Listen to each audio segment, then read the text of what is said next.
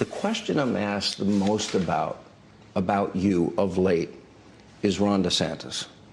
This is the question. What happened? I thought they were friends. What happened? Not friends. I didn't know him well, but he was on impeachment hoax #1 and impeachment hoax #2, which I won. Defending you. He was one of 150 people that would go on television and defend me. And he was no Jim Jordan. He was no, I mean, I had a lot of people that really defended me great. But he was good, and he defended me. So all of a sudden, he's running for governor. And people didn't view him as governor because, you know, he was a congressman defending, and they didn't view him as governor. And he announced he was running for governor, and he wanted to get my support. Now, I didn't know the person that was running, named Adam Putnam. He was the Secretary of Agriculture, which is actually the second highest position in Florida. It's a big deal. Agriculture is very big, and it goes back 100 years and all of that. But agriculture is very big, very high official, and popular. Adam Putnam. And what happened? But I didn't know him, and I knew Ron a little bit. I didn't know him very well, but I knew him a little bit. I knew him as somebody that defended me. So what happened with Ron is the following. He came to see me. He was getting killed. He was being crushed. Adam Putnam, it was over. I have many people that I know that worked for Adam Putnam. They said it was like a nuclear, I hate to use this expression, it was like a nuclear weapon went off when you endorsed, because they considered the race to be over. They had the race. He had millions and millions of dollars, and he was way up in the polls. He was beating Ron by 30 points or something. It was over. Ron came to see me, tears in his eyes. He said, I need you to do me a big favor. First he asked for the meeting, then he asked me for the favor. I said, what's the favor?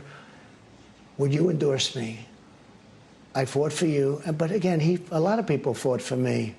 You fought for me only rightfully, but you fought for me if you thought I was right. A lot more than he did. But he said, I need your endorsement. I said, Ron, you're so far behind. I can't imagine that if you got George Washington's endorsement combined with the late great Abraham Lincoln, if you had their endorsements, I don't think you could win, Ron, but tell me about it. Go ahead. He said, I'm telling you, I think I could win if I could get your endorsement. And he was, you'll have to check the records, but many, many, many points. It was over. And the nomination just... And it was a very close race. The nomination was just, okay. I said, let's give it a shot, okay? You know, you defended me. Adam Putnam didn't, one way or the other. I think he's probably a nice guy. You know, I never met him until later. A year later, I met him. He said, when you did that, it was like a rocket went up.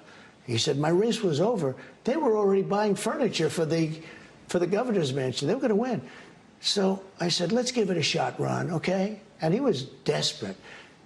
I said, okay.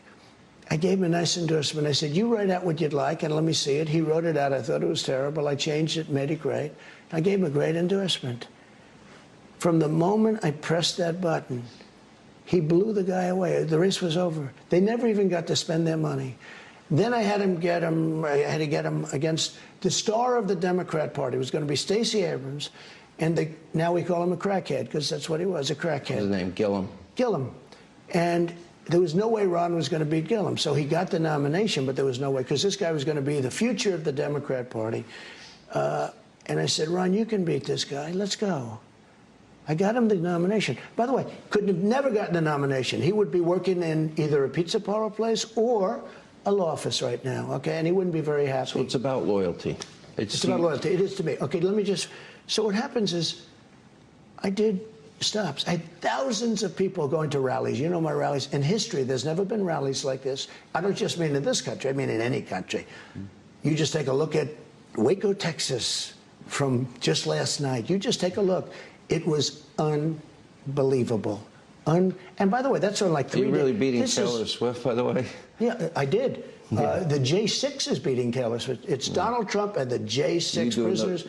The Pledge of Allegiance. On iTunes and on Amazon and on Billboard, which is the big deal, #1, Donald Trump. So now I feel like Elvis, because now we've done The Apprentice. That was a great success. We did. Now I've done a recording or whatever you call it. But no, it was #1. And you know what that is? That's a tribute to the fact that people feel the J6 people have been very unfairly treated. Just to finish up with DeSantis. So I said, let me do a couple of rallies. I did a couple of rallies, 2 or 3. Massive rallies, massive. I said, you're going to win, Ron. I don't think so. He's a star. I said, you're going to win, I'm telling you. and he ends up winning. And then a couple of years later, they say to Ron DeSantis, will you run against the president? And he said, I have no comment. I have no comment. And I looked at the people I was with. I said, that's not supposed to happen. Here, I got him the nomination. And I don't mean I got him like, because you know what? I help a lot of people. A couple I absolutely made. I helped the governor of Georgia, and I would say he hasn't been exactly great as far as a relationship. I helped a lot of people get elected. I mean, I could name 5 senators, but I could name 25 senators that I helped. But some I got in. Ron, I got in. He was losing. There was no way it was over. He was dead. He was going to drop out. He was gone. And then when they asked him, is he going to run? He said, I have no comment. And a lot of people, political people, said, sir, never bring that subject up. The voter doesn't care about that subject. But I do. And I think people do care about loyalty. When you help somebody, really help them, I mean, get him in, and then he announces that essentially he's going to run against you. That's what he announced, because when he said that, that means to me that you're going to run. Right.